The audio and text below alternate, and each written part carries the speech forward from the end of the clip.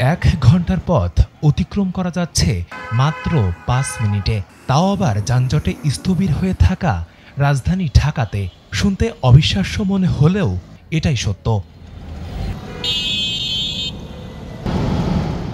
সায়দাবাদ যাত্রাবাড়ি থেকে ছেড়ে আসা পরিবহন মতিঝিলে পৌঁছাতে পড়তে হতো তীব্র যানজটে। কখনো কখনো 1.5 থেকে 2 ঘন্টা একই স্থানে গাড়ি থামিয়ে বসে থাকতে হতো। এর প্রধান কারণ ছিল টিটিপাড়া রেল ক্রসিং। যানজটের এই ভোগান্তি কমাতে নির্মাণ করা হয়েছে আন্ডারপাস।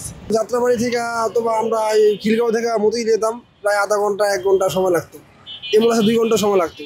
এখন আলহামদুলিল্লাহ আপনার 10 মিনিটে যাতায়াত করতে পারতেছি। যাত্রাবাড়ি থেকে যে গাড়িগুলো আসতো আর কি, এটা হলো মালিবাগ খিলগাঁও ফ্লাইওভার দিয়ে ঘুরে যাইতো রাজারবাগ দিয়ে, সেই গাড়িগুলো এখন এই দিকে যাইতে পারতেছে। 1 ঘন্টা রাস্তা আর কি এখন 10 মিনিটেই পৌঁছে যেতে পারতেছে আর কি। প্রধান সড়কের নিচে 11 মিটার গভীরে অবস্থিত টিটিপাড়া আন্ডারপাস প্রায় 350 মিটার দীর্ঘ ও 35 মিটার প্রশস্ত।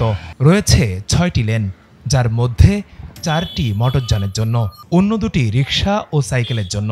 পথচারীদের জন্য রয়েছে ফুটপাত। এই যে রাস্তা, এই যে আইল্যান্ডে দিছে, এটা মোটরসাইকেল রিক্সার জন্য এটা সুন্দর একটা পথ হয়েছে। অন্ত সময় কম লাগতেছে, সিঙ্গেলের জন্য দাঁড়ায় থাকা লাগতেছে না। নান্দনিকতার দিকটিও বিবেচনায় রাখা হয়েছে টিটিপাড়া আন্ডারপাসে। সড়কের দাগচিহ্ন, মাঝখান এবং পাশে ফুল গাছের সারি রাখা হয়েছে। অনেকেই আসছেন এর সৌন্দর্য উপভোগ করবার জন্য। আপনার কাছে দেখতে ভালো লাগছে এই জন্য আসছি। জি জি, দেখে আমার থেকে অনেক ভালো লাগতেছে, দেখে ভালো লাগছে, 2টা ছবি তুললাম। এটা অনেক সুন্দর হয়েছে, একটা সুন্দর জিনিস হয়েছে। আন্ডারপাসের কাজ শতভাগ শেষ হলেও মিলছে না শতভাগ সুবিধা। সংশ্লিষ্ট কর্তৃপক্ষ বলছেন কমলাপুর রেল স্টেশনের পাশে চলছে মেট্রো স্টেশনের কাজ, যার কারণে শতভাগ সুবিধা পেতে হলে আরও কিছু মাস অপেক্ষা করতে হবে।